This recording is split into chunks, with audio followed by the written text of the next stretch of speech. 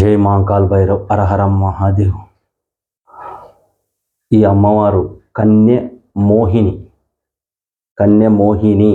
ఈ విద్య అద్భుతమైన విద్య. ఈ విద్య చేయవలసిన విధానాలు, దీనికి ఏ విధానంగా చేస్తే ఈ అమ్మవారు సిద్ధిస్తుంది.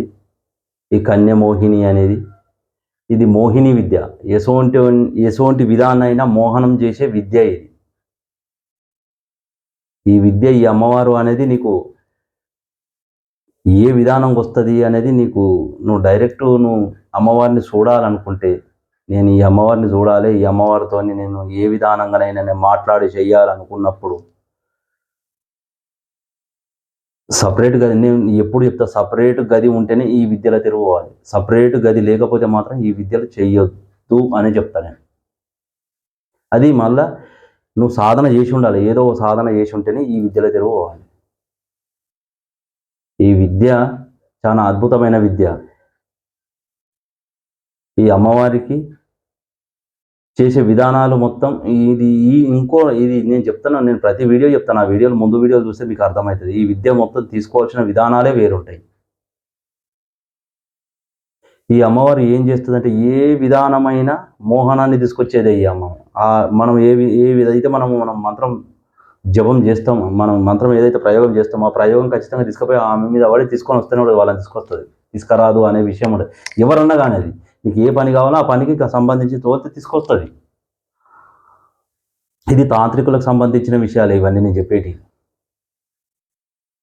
వేరే విధానం నేను ఇట్లా చేస్తా అట్లా చేస్తా అంటే కాదు. కాకపోతే వాళ్ళు ఎంతో కొంత సిద్ధి ఉండాలి. ఏదో ఒకటి సిద్ధి ఉంటేనే జరుగుతాయి. ఇవి సిద్ధి లేనిది జరగవు. ఇవి చాలా అద్భుతమైనవి.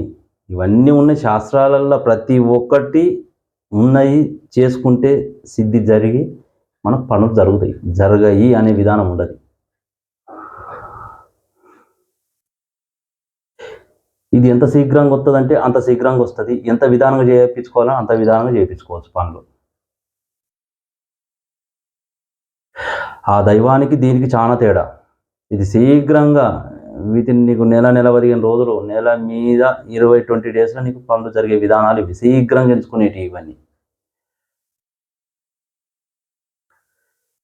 చాలా దీంట్లో అనుభవంతో చేస్తేనే తీసుకునేటివి. అనుభవాలు లేకుండా తీసుకొని చేస్తా అంటే దానికి పరిహారం కూడా అదే విధానంగా ఉంటుంది. అది జరగబోయే విధానం కూడా అంతే ఉంటుంది. అది ఏం జరుగుతుంది అనే విషయం కూడా అట్లే ఉంటుంది. అది అర్థం లేనిది వ్యర్థం అంతే. ఇక అందుకని మీకు నేనేం చెప్పదలుచుకోలేదు. మీకు ఏదైనా కావాలని అనుకుంటేనే ఈ విద్యలు తీసుకోవాలి. లేకుంటే ఈ విద్యలు తెరుపుకోవద్దు. నాకు పని జరుగుతలేదు అనుకున్నప్పుడు మాత్రమే నేను ఇది చేసుకోవాలి, నేను కొన్ని పనులు నేను చేసుకోవాలి, ఈ విధానంగా నేను చూడాలి, నాకు కొన్ని కావాల్సిన విధానాలు నాకు తెలుసుకోవాలి అని అనుకున్నప్పుడే ఈ విద్యలో తిరగవాలి. లేదంటే ఈ విద్యలో తెరువు పోబాకండి అని చెప్తాను.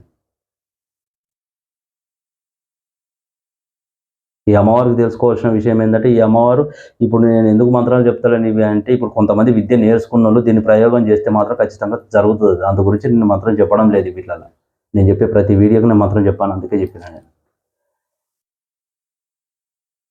ఇది తాంత్రికులకు మాత్రమే. మోహనం దేనికైనా చేస్తుంది.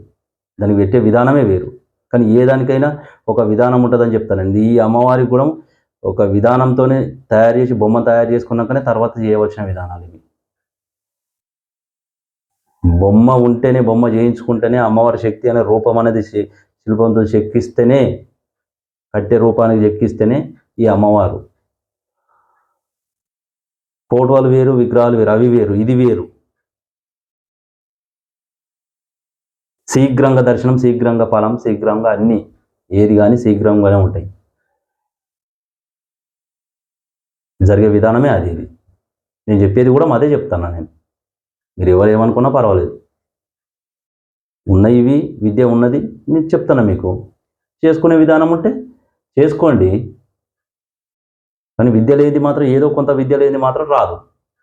కొంతనన్న విద్య నీకు దైవ విద్య కొద్దిగా ఉంటేనే వస్తాయి, లేకపోతే రాదు. దైవ విద్య లేనిది ఏది రాదు.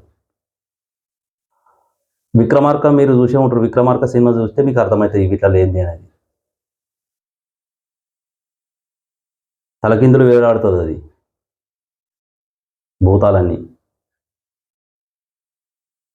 విక్రమార్క అనేది ఈ తీసిండ్రు సినిమా తీసినప్పుడు, అది బుక్ కూడా అప్పుడు మనం చిన్నప్పుడు చదువుకున్న బుక్కులలో ఉంటుంది. దాన్ని చూస్తే మీకు అర్థమవుతుంది. అమ్మవారు కాళికాదేవిని కావాలన్నప్పుడు మనం ఈ శక్తులు వాడినప్పుడే కాళికాదేవి దర్శనం ఇస్తుంది.